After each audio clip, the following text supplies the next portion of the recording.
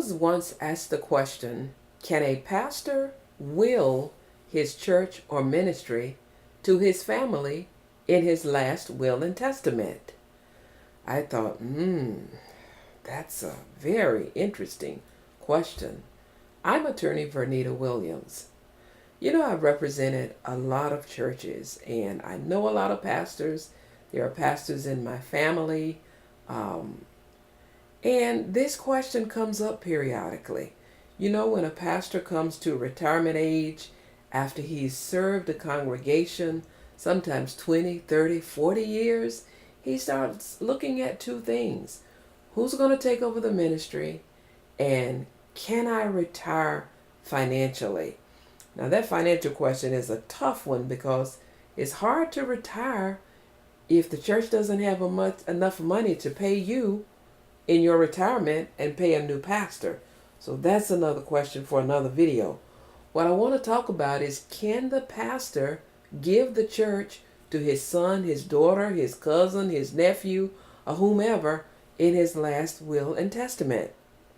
Now, if you're a pastor and you're listening, or if you are a church leader and you're listening, you're thinking, what?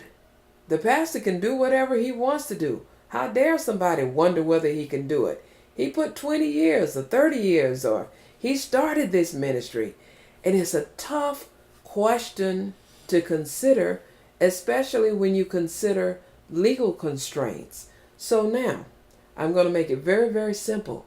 Can that pastor will the church to someone in his last will and testament? The answer is no. It cannot be done in a last will and testament. Now, I know the pastor would like to have some sense of say-so, especially if he started the ministry. But that church is not a personal asset that belongs to the pastor. So he can't just take it like he would do a house or a car and just give it to his favorite person in his last will and testament. It cannot be done in that manner. Well, since he can't give it in a last will and testament, what about creating a church succession plan? Can he do a succession plan and give the ministry over to a particular person when he retires or when he passes away? Can he do it that way? You know, usually churches will have a couple of ways of selecting a pastor. A lot of churches have a pastor's search committee, and they use a committee and a procedure. And sometimes a church will attempt to transfer a ministry to a particular person by way of the Constitution and bylaws. Well, it's really not recommended that you say in your Constitution and bylaws, I give this church to my son John. When I'm no longer the pastor because of death or retirement, you give this church to my son John. That is not appropriate. Why is that? Well, there are federal laws that state that a church, which is typically a nonprofit organization, cannot serve a private interest. You cannot run the church like it's your private corporation.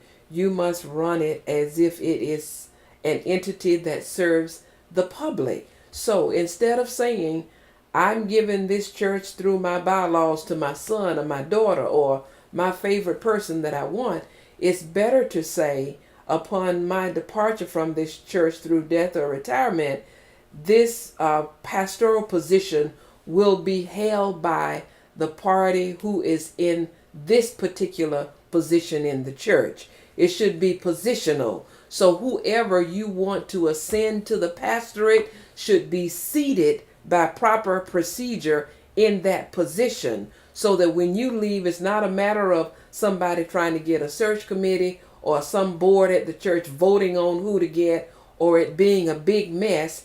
It should be an automatic thing. We already know the one that's seated in this particular position, according to the bylaws, will ascend to the pastorate. You don't name a name.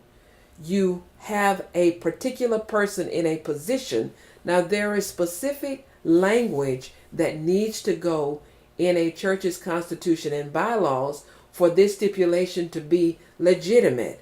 So then you need to meet with competent legal counsel and discuss what your church succession plan should be like, so that those people that you think are deserving, people that you feel have your vision, people that you think can carry the ministry to the next level, they have the proper insights, they have the proper lifestyle, they have the proper skill set, you can have the proper appropriate means of making this happen.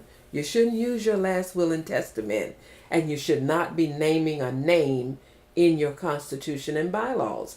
I'm attorney Vernita Williams. These are just tips for pastors who need to make some kind of plan about how their ministries will survive. So if you need additional information on estate planning or business succession planning, please visit my website, vcwlaw.com, and there you can get 25 estate planning tips to help you avoid legal nuisances and nightmares. You can also receive a download of a checklist of 25 things you should do to set your affairs in order. If you'd like to call me with your comments, questions, or suggestions, please call me at 786-831-9483. That is 786-831-9483. Thank you so much for listening.